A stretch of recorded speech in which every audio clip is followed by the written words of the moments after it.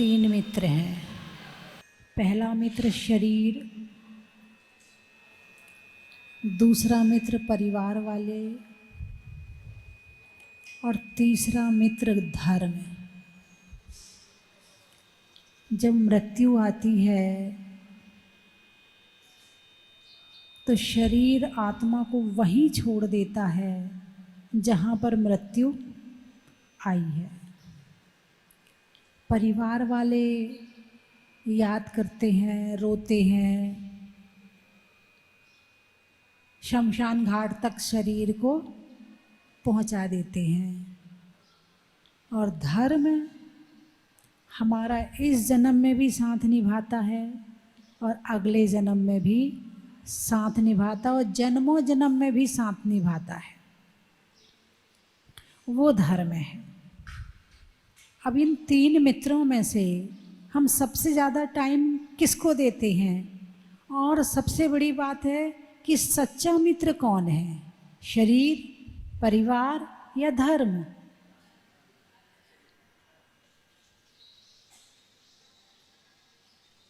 अरे बोलिए ना, कौन है सच्चा मित्र हमारा? धर्म है। और सबसे कम टाइम धर्म के लिए, और वो भी बिना मन के। माला फेरेंगे तो मन कहीं और जाएगा और माला फेर रही तो बिना मन के माला, बिना मन के पूजा। और शरीर का श्रृंगार करना हो तो पूरे भाव से। सही लग रहा कि नहीं लग रहा? मेकअप कहीं गड़बड़ तो नहीं हुआ? मतलब ऊपर से नीचे तक सजते संवरते हैं। तो सबसे ज़्यादा टाइम शरीर को, उसके बाद परिवार को, उसके बाद धर्म को। और साथ निभाने का नंबर आएगा तो साथ निभाएगा सबसे ज़्यादा धर्म, उससे कम परिवार वाले और उससे बिल्कुल नहीं शरीर। इसीलिए 12 भावनाओं में अशुचि भावना में इस शरीर का वर्णन किया है। सागर के जल सो शुचि कीजे तो भी शुद्ध ना होई, सात कुधातु भरी मल मूरत। क्या क्या है इसके अंदर? सात कुधातु, पल रुधिर राध मल थैली। छठाला पढ़ी है? अरे बोलिए ना, पढ़ी है क्या? अच्छा, पांचवी ढाल अशुचि भावना का वर्णन। छठाला को गहराई से पढ़ो, आपको समय सार का आनंद मिलेगा। जो आनंद समय सार पढ़ने में आता वो आनंद छठाला पढ़ने में आएगा। भाव सहित, अर्थ सहित ध्यान से पढ़ें तो बड़ा आनंद आएगा। पले रुधिर राध मल थैली, की कस वसादिते मैली, नवे द्वार बहे घिनकारी, आसे देह करे कि में यारी।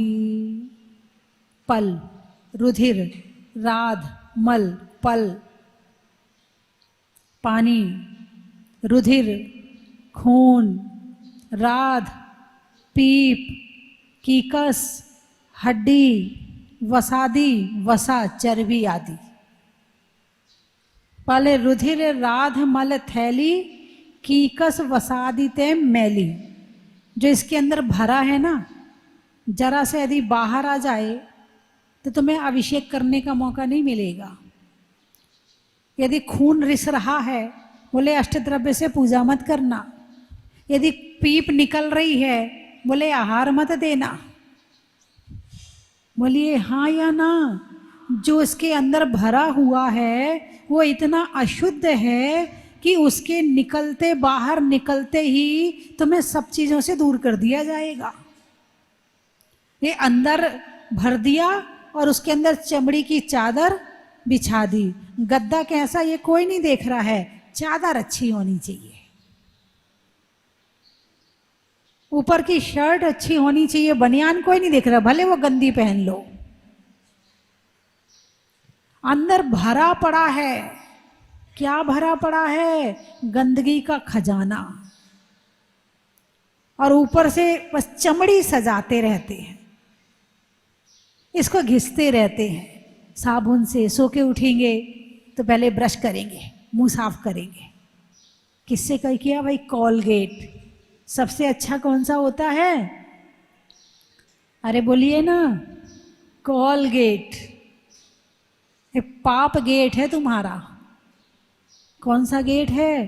उस कोलगेट में हड्डियां पड़ी होती हैं। यदि आपको विश्वास ना हो तो जो आपका मोबाइल है उसमें सर्च करके देख लेना कि कोलगेट में क्या क्या पड़ा हुआ है। आजकल हर कंपनी वाले को ज़रूरी है कि वो चीज़ में क्या डालता है वो लिखना ज़रूरी है।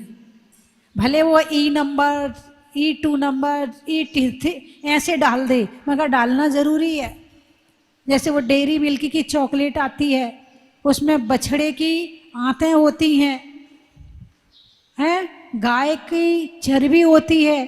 कहने को डेयरी मिल्क है, तुम्हें भ्रमित किया जा रहा है कि डेयरी मिल्क है। डेयरी मतलब दूध की डेयरी का है ये बना हुआ, लेकिन उसमें अब वो खराब इतने दिन तक। अब तुम दूध सुबह का शाम को रख के देखो।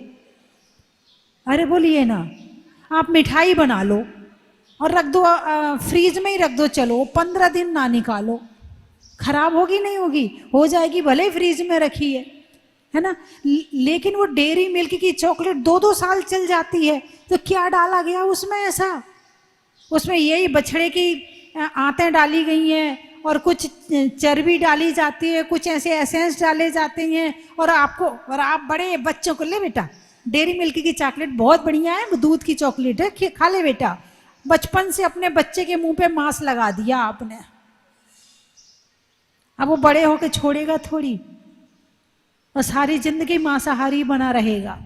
आज तुम साक्षात मांस नहीं खा रहे हो, लेकिन इनडायरेक्ट इन ऐसी वस्तुओं में मांस खाना हो रहा है। इसलिए जो बनाओ घर में बनाओ, घर का खाओ। और बस इतना ही सा स्वाद तो है जीभ तक, उसके नीचे घाटे नीचे माटी, क्या कहते हैं, घाटी नीचे ये घाटी है, और घाटी के नीचे फिर इधर स्वाद, पेट में स्वाद आता है क्या? अरे बोलिए ना, कहाँ आता है स्वाद? बस इतनी सी जगह में, और इतनी सी जीभ में भी इतनी सी जगह होती है जहाँ पे स्वाद आता है। एक जगह नमक का, एक जगह मीठे का, पूरी जीभ में भी नहीं आता है। और अंदर जाके क्या बनना है उसका? जो तुमने डेयरी मिल्क खाई है उसका क्या बनेगा फिर? पीप, मांस, खून, चर्बी, यही तो बनना है। दुर्गंध है, अशुचि है, मल की पिटारी, जो शुद्ध वस्तु जग में तन ने बिगाड़ी। रे क्रीम पाउडर लगा कर क्यों सजाता, ज्ञानी सदा तप तपा सुख शांति पाता। दुर्गंध है, अशुचि है, मल की पिटारी। डियो लगाते हैं, क्यों लगाते हैं? अरे बोलिए ना, बदबू ना आए। डियो कैसा है? खुशबूदार। शरीर कैसा है? बदबूदार। डियो छिड़का, 2-4 घंटे बाद वो डियो क्या बन गया? खुशबूदार रहा या बदबूदार बन गया? उस डियो में से भी बदबू आने लगी। अरे बोलिए ना, वो डियो भी कैसा बन गया? इस खुशबू को बदबू में किसने परिवर्तित किया? शरीर ने, है ना। अच्छा, एक रसगुल्ला है, एक मिठाई है, शोकेस में रखी है, कितने रुपए किलो बिकेगी? 100 रुपये, 200 रुपये, 500 रुपये। अब उस रसगुल्ले को अपने मुंह में रखो, और मुंह में रख के बाहर निकाल दो और शोकेस में रख दो, अब बेचो। अरे बोलिए ना, बिकेगा क्या? क्यों? किसका स्पर्श हो गया? इस शरीर का स्पर्श हो गया। जो शुद्ध वस्तु जग में तन ने बिगाड़ी। क्या कहा? जो शुद्ध वस्तु जग में तन ने बिगाड़ी, इस शरीर ने बाहर की शुद्ध वस्तुओं को भी अशुद्ध कर दिया। ये शरीर इतना अपवित्र है। जन्म लेता है तो 10 दिन के लिए दूर करता है धर्म से, और जब मृत्यु होती है तो 13 दिन के लिए दूर कर देता है। जिस कमरे में मृत्यु होती है वो कमरा सफाई करी जाती, जिस बिस्तर पे मृत्यु हो जाए वो बिस्तर अलग कर दिया जाता है। बोलिए हाँ या ना। और कई बार तो खाट और पलंग भी उठा के बाहर कर देते, भाई इस पे हमारे दादाजी मरे थे, इसी पे सोए थे वो बीमार होके, अलग करो इस पलंग को यहाँ से। उस पलंग को किसने अशुद्ध किया? उस बिस्तर को किसने अशुद्ध किया? शरीर ने अशुद्ध किया। ये शरीर इतना अशुद्ध है, और हम सजा सजा के जिंदगी भर अच्छी अच्छी साबुन लगाते हैं, खूब घिस घिस के नहाते हैं, मैल ना लग जाए। ये खुद ही मैल है। बाहर का मैल तो निकाल दोगे, अंदर जो भरा है उसका क्या करोगे? अरे बोलिए ना, एक फुंसी हो जाए, उसमें पस भर जाती है ना, पीप भर जाती है उसमें, वो शुद्ध है कि अशुद्ध है? अशुद्ध है। यदि आप 16 के कपड़े पहने हैं और आपको कहीं चोट लग जाए, खून निकल जाए, आप अशुद्ध हो गए। अब उन कपड़ों से आप आहार नहीं दे सकते हो, वो कपड़े अशुद्ध हो गए आपके। कहीं पीप बह रही हो तो आप आहार नहीं दे सकते हो। तो ये शरीर कैसा है? देह अपावन अथिर घिनावन, अत्यंत घिनावन, घिनावना है। आप रोड पर जा रहे हो, किसी का एक्सीडेंट हो जाए और उस एक्सीडेंट में उसके शरीर के अंदर की वस्तुएं निकल के आ जाए और आपकी नज़र पड़े तो आप ऐसे करते, देखा भी नहीं जा रहा, उसका शरीर ऐसा हो गया, देखा भी नहीं जा रहा। कहते हो कि नहीं कहते हो? क्या उसके अंदर अकेले ऐसा है, तुम्हारे अंदर नहीं है ऐसा? अरे बोलिए ना, तुम्हारे अंदर भी ऐसा है। गुलाब का फूल डाल पर खिला है, खुशबू दे रहा है। उस फूल की बगीचे में माली ने माला बनाई और तुम्हारे सम्मान में तुम्हारे गले में डाल दी। अब उसकी हालत क्या होगी? कचरे में जाएगा या कहीं अच्छी जगह जाएगा? क्यों भाई क्यों? तुम्हारा स्पर्श हो गया।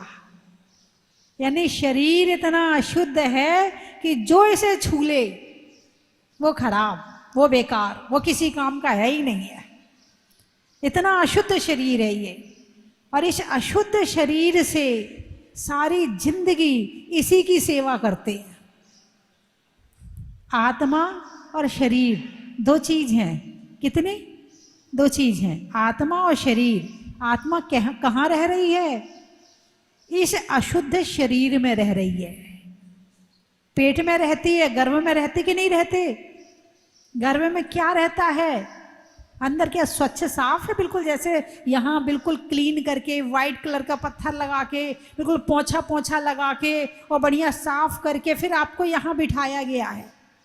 बिठाया गया ना। और यहीं यदि थोड़ा सा ब्लड पड़ा हो और थोड़ी सी पीप पड़ी हो और फिर कहा जाए इस पे बैठ जाओ, बैठोगे? नहीं बैठोगे। और जन्म कहाँ हुआ है आपका? पेट में क्या भरा है? कहाँ से पैदा हुए हो? वो पेट ऐसे साफ किया गया था आपके लिए? आपके लिए स्वच्छ साफ पोंछा वोछा लगाया गया था अंदर? किसी ने, किसी देवता ने आके साफ कर दिया हो तुम्हारे लिए? उसको गंदगी पसंद नहीं है, थोड़ा साफ कर देता हूं, ऐसे ही था क्या? नहीं है। खून पीप मांस के अंदर 9 महीने तक पड़े रहे। और अब जरा सी गंदगी हो तो जाए शरीर में, है जरा सी गंदगी, बच्चे को मिट्टी इतनी सी लग तो जाए, 2 चांटे पड़ते उसको, कपड़े गंदे कर लिए, शरीर में मिट्टी लगा के लाया। अब तुम बच्चे को मिट्टी में खेलने भी नहीं देते हो। यानी तुमने उसे बचपन से मिट्टी के शरीर और मिट्टी, इन दोनों को अलग कर दिया तुमने। और दिन भर चप्पल पहने रहते हो तो तुम्हारा पाँव भी कभी मिट्टी में जाता नहीं है। इसलिए कैल्शियम की कमी हो जाती है, इसीलिए दुनिया भर की विटामिन की कमी हो जाती है। और मिट्टी का मकान हो, मिट्टी में चलते हो, तो तुम्हें विटामिन की गोलियां और कैल्शियम की गोलियां खाने की जरूरत ही ना पड़े। शरीर मिट्टी का है, स्वच्छ है, साफ है, लेकिन इधर आते ही अशुद्ध है। ये शुद्ध कैसे होगी? कैसे होगी? तप, त्याग और संयम से। कैसे शुद्ध होगी? भाई जो आपके अंदर भरा है वही मेरे अंदर भरा है, और जो मेरे अंदर भरा है वही हमारे मुनिराजों के अंदर भरा है, और तुम उनके पांव छूते हो हैं। और कभी कोई ज़्यादा हमारे जैसे आपको अच्छे लगते जो महाराज और भीड़ है, आपका क्या मन करता है? पांव छू ले, धक्का मुक्की, पांव छू ले, बस किसी तरह से छूने, जरा से टच करने मिल जाए। अरे बोलिए ना, अरे शरीर तो वही वाला है, फिर पैर क्यों छू रहे हो उनके?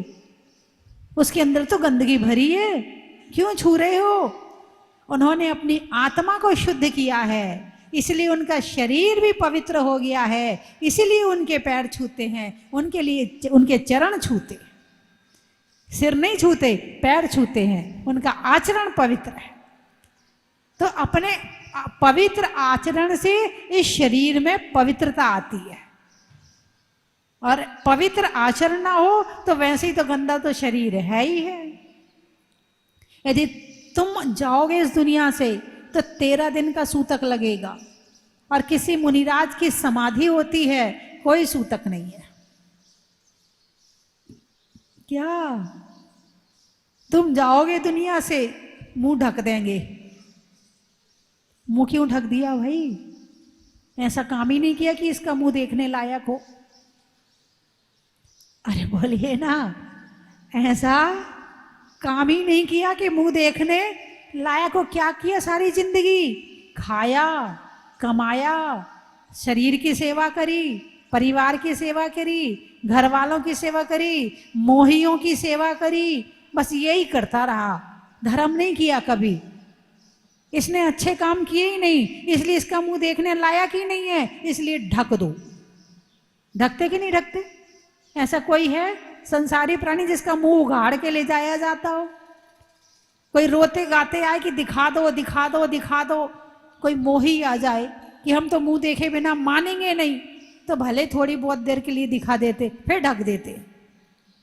और कोई मुनिराज, कोई संत इस दुनिया से जाता है तो उसे बिठा के ले जाते, उसकी पालकी बनाई जाती है कि देख लो इसे, इसने अपने जीवन में इतने अच्छे काम किए हैं कि तुम भी ऐसे काम करना। सबको दिखाया जाता है और फिर ले जाया जाता है। तो शरीर कितना भी अपवित्र क्यों ना हो, लेकिन यदि इससे अच्छे कार्य किए जाएं तो ये शरीर भी अच्छा हो जाता है, और इस शरीर से यदि बुरे कार्य किए जाएं तो ये शरीर भी बुरा हो जाता है। अब शरीर मिला है आत्मा की सेवा के लिए, और आत्मा शरीर की सेवा करने लगे तो आप इसे पागल कहोगे या समझदार कहोगे? शरीर क्यों मिला? गाड़ी क्यों मिली है? उपयोग करने के लिए, और तुम दिन भर गाड़ी को सजाते रहो। क्या बात समझ में आई कि नहीं आई? ये शरीर क्या है? गाड़ी है। नवमल द्वार बहे निशिगासर, नाम लिए घिन आवे। नाम लेने से घिन आती है। 1 नंबर 2 नंबर का कोई नाम ले ले तो चुप रहे, गंदी चीज का नाम नहीं लेते हैं। कहते हो कि नहीं कहते हो? हैं? और वो कहाँ भरा हुआ है? पेट में भरा हुआ है। कहाँ भरा है? पेट में भरा हुआ है। नाम लो तो घिन आती है। भाई नाम मत ले, अभी खाना खा रहे मत, ऐसी गंदी चर्चा मत किया कर। ये गंदी बातें तू अपने पास ही रख, हमें नहीं सुनना तेरी बातें। कहते हो नहीं कहते हो? और वही चीज हमारे पेट में भरी पड़ी है। और जब कोई मुनिराज इस शरीर से तपस्या करते हैं, इस शरीर से संयम साधना करते हैं, इस शरीर से त्याग और तप करते हैं, तो ये शरीर इतना पवित्र हो जाता है, इतना पवित्र हो जाता है कि उन्हें रिद्धियां प्राप्त होने लगती हैं। एक होती है जल्लोषधि रिद्धि, एक होती है मल्लोषधि रिद्धि, एक होती है विप्रोषधि रिद्धि। ये रिद्धि क्या करती हैं? जल्लोषधि रिद्धि, जो शरीर में पसीना आया है, अब वो पसीना दवाई बन गया। यदि वो पसीना यूं निकाल के किसी पे छिड़क देना, वो उस रोगी बीमार जो होता है वो स्वस्थ हो जाए। वो मल भी क्या बन गया? औषध बन गया। मल्लौषधि रिद्धि, मल्लौषधि जो 1 नंबर 2 नंबर है, यदि उस पर भी पैर किसी का पड़ जाए, वो भी किसी को स्पर्श हो जाए, तो स्पर्श होने मात्र से कितनी बड़ी बीमारी होगी वो ठीक हो जाएगी। मल भी क्या बन गया? औषध बन गया। कैसे? जब आत्मा पवित्र हुई तो शरीर भी पवित्र हो गया। यहाँ तक कि जो आंखों से हम देख रहे हैं उससे जो किरणें निकल रही हैं वो भी पवित्र हो जाती हैं। दृष्टि विष निर्विष रिद्धि है, आशीर्विष रिद्धि, यानी कि यदि मुनिराज किसी की तरफ करुणा से देख लें तो सामने वाला स्वस्थ हो जाता है, और यदि उसको जहर भी चढ़ा हो तो उसका जहर उतर जाता है और उठ के खड़ा हो जाता है। कान का मैल, नाक का मैल, आंख का मैल, थूक का मैल, कफ का मैल, यदि किसी को स्पर्श हो जाए तो वो ठीक हो जाता है। कब? जब आत्मा पवित्र होती है। और आत्मा पवित्र होने का साधन क्या है? त्याग, संयम, तप। और 10 धर्मों को मान लें आप, क्षमा, मार्दव, आर्जव, सत्य, शौच, संयम, तप, त्याग, अकिंचन और ब्रह्मचर्य। इन 10 चीजों से आत्मा पवित्र होती है। आप तो केवल 10 दिन के लिए करते, बस हमें तो पर्यूषण चले गए। हमारे यहाँ ना भादों के मनाते हैं, तो अब वो हम लोग बड़ी जोर शोर से 10 उपवास किए, किसी ने 3 उपवास किए, किसी ने हरि का त्याग किया, किसी ने एकासन किया। हम लोग तो बहुत अच्छे से मनाते हैं। ये मनाने की चीज़ नहीं है, ये करने की चीज़ है। बात समझ में आई कि नहीं आई? होली आई, रंग खेल लिया, कुछ करना नहीं पड़ा। रक्षाबंधन आया, राखी बांध दी, कुछ करना नहीं पड़ा। सब बाहर का मामला है। एक ने राखी बांध दी, एक ने पैसे दे दिए, बात बराबर। हिसाब किताब चुकता। तूने राखी बांधी, मैंने पैसे दे दिया, बस। इससे ज़्यादा कोई रिश्ता नहीं हमारा तुम्हारा, ठीक है। लेकिन ये 10 लक्षण मनाने की नहीं, आचरण करने की चीज है। यदि इन 10 धर्मों का आचरण किया जाए तो ये 10 धर्म हमारी आत्मा को पवित्र करते हैं, और इतना पवित्र कर देते हैं कि जो जिस शरीर में तुम रह रहे हो इसका मल भी औषध बन जाता है। और इस शरीर में रह रहे हैं और आत्मा को दिन भर कषायों में, पापों में हैं, असंयम में, और दिन भर इसी में ही लगे पड़े रहते हैं, तो पहले से अशुद्ध आत्मा और अशुद्ध हो जाती है। बात समझ में आई कि नहीं आई? तो शरीर किस लिए मिला है? शरीर का उपयोग आप भी करते हैं, शरीर का उपयोग मैं भी करती हूँ, शरीर का उपयोग मुनिराज भी करते हैं, और शरीर का उपयोग भगवान ने भी किया था। लेकिन अब अंतर कहाँ है? आप शरीर का उपयोग नहीं करते, शरीर आपका उपयोग कर रहा है। हम शरीर का उपयोग कर रहे हैं, और भगवान ने शरीर का उपयोग करके उसका फल प्राप्त कर लिया कि वो शरीर से ही रहित हो गए। भगवान ने शरीर का ऐसा उपयोग किया कि वो शरीर से ही रहित हो गए। रास्ता कौन सा है? त्याग, संयम और तप का रास्ता है। दूसरा रास्ता है ही नहीं है संसार में। और उसमें श्रावक के लिए 6 आवश्यक बताए हैं: देव पूजा, गुरु उपासना, स्वाध्याय, संयम, तप और दान। और कितने वर्ष से शुरू कर देना चाहिए?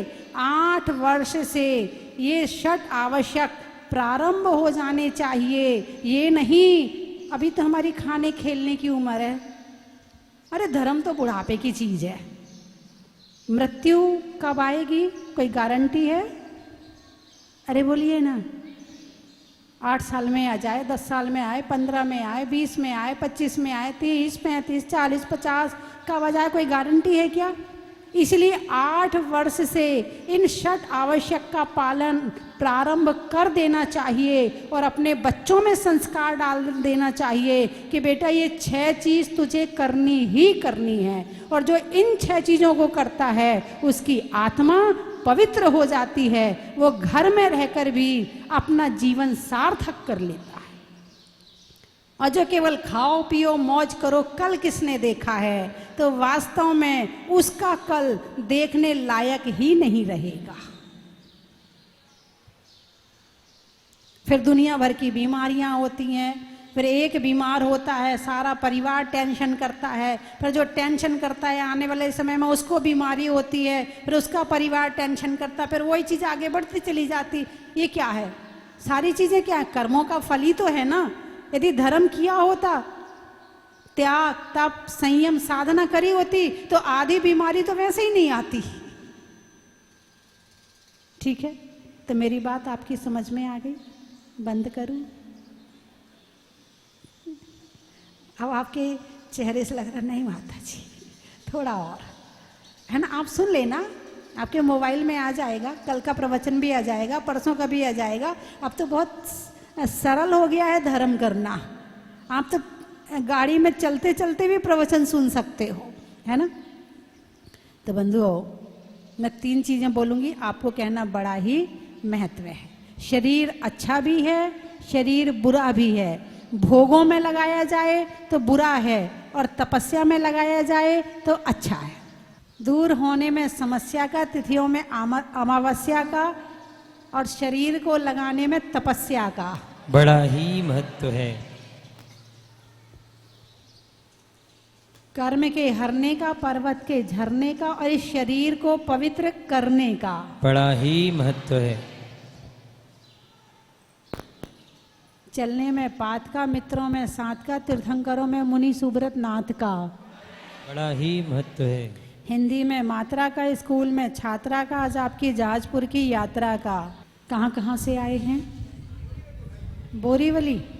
फूल में कली का, तपस्या में बाहुबली का, और आने वालों में मुंबई बोरीवली का। बड़ा ही महत्व है। गाने में सुर का, नृत्य में नूपुर का, और आने वालों में भक्ति ग्रुप में नागपुर का। बड़ा ही महत्व है। त्रियंचों में बंदर का, पानी में समंदर का, और आने वालों में बायंदर का। बड़ा ही महत्व है।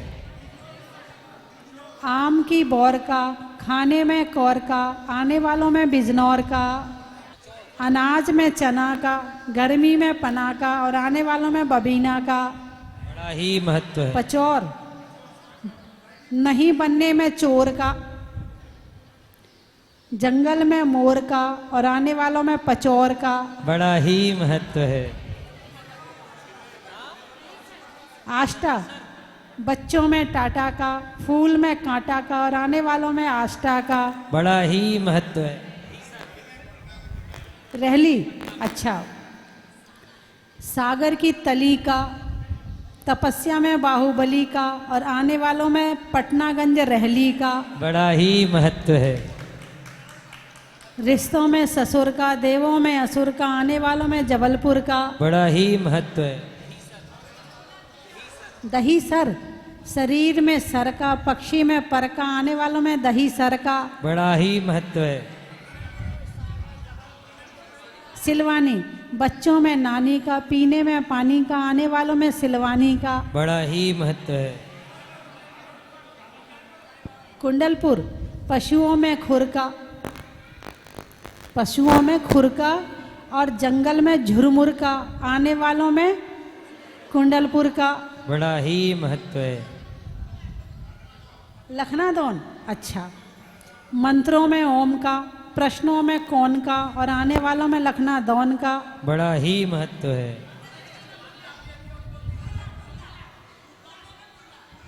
कुर्ला, कुर्ला, अच्छा।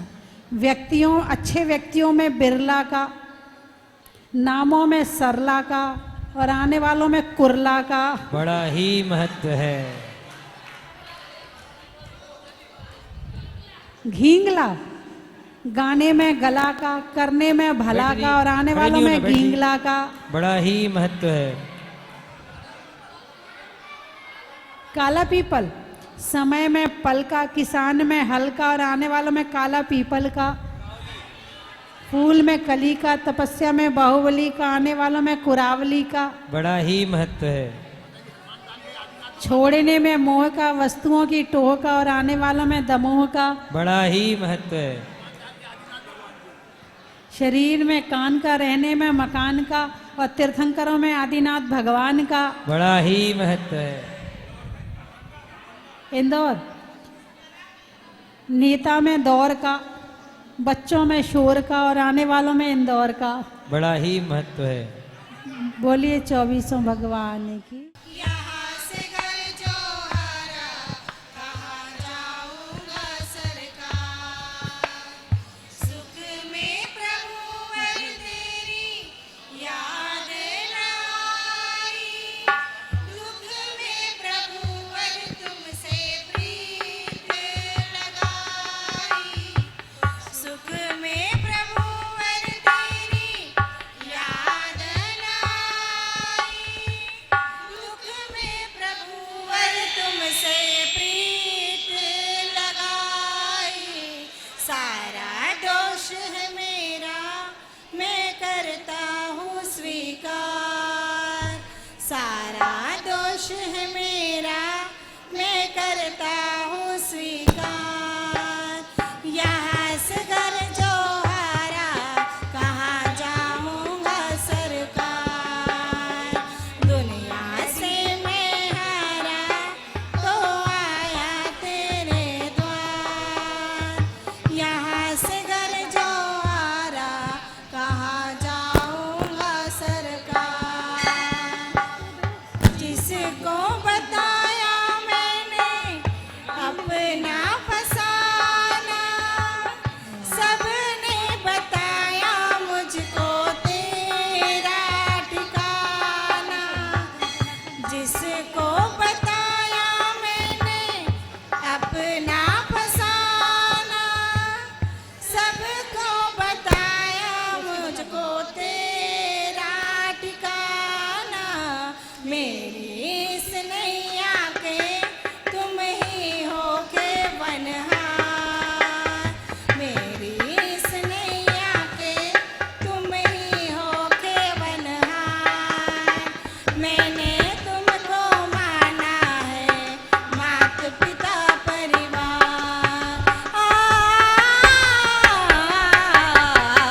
दुनिया से मैं हारा, तो आया तेरे द्वार। यहाँ से घर जो हारा, कहाँ जाऊंगा सरकार। यहाँ से घर जो हारा, कहाँ जाऊंगा सरकार। यहाँ से घर जो हारा, कहाँ जाऊंगा सरकार। जय बोलो आरिका स्वस्ति भूषण माता जी की जय। एक बार जोरदार तालियां इन महिलाओं के लिए। बहुत ही सुंदर प्रस्तुति आपने दी। और आइए अब हम चलते हैं माता जी के मंगलमय देशना की ओर। सभी लोग बोलेंगे हे माता जी वंदामी वंदामी वंदना।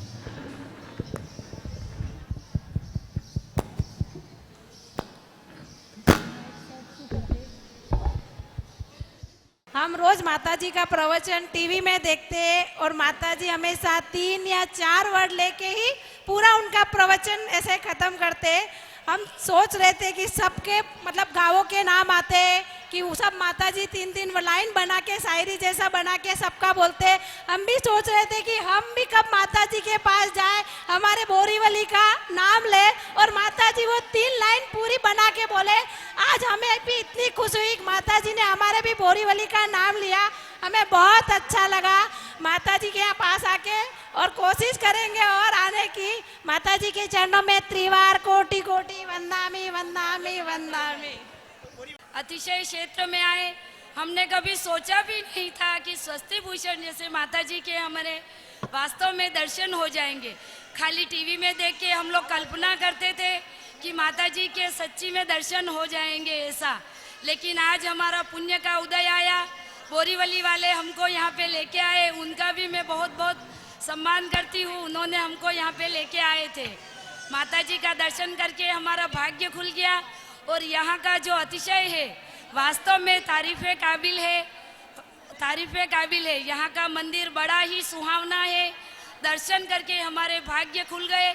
हम सब बहुत खुश है और सबको मैं बोलती हूँ कि जो भी दर्शन नहीं कर पाए वो यहाँ स्वस्ति धाम मुनि सूरत भगवान के एक बार दर्शन कर लो, उनके सारे पापों के नाश हो जाएंगे और उनके सारे कर्म कट जाएंगे। उनका जो भी दर्द तकलीफ दुख होगा सब दूर हो जाएगा। बोलो स्वस्ति भूषण मती माता जी की।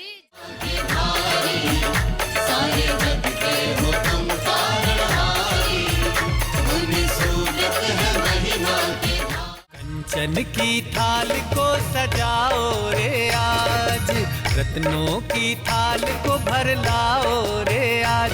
आओ आओ करे रे गुणगान आरती भगवन की। आओ आओ करे गुणगान आरती भगवन की। आओ आओ करे रे गुणगान आरती भगवन की।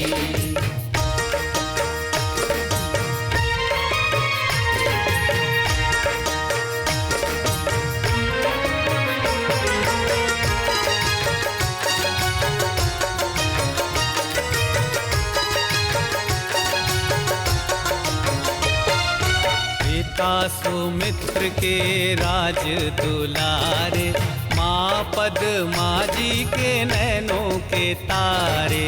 पिता सुमित्र के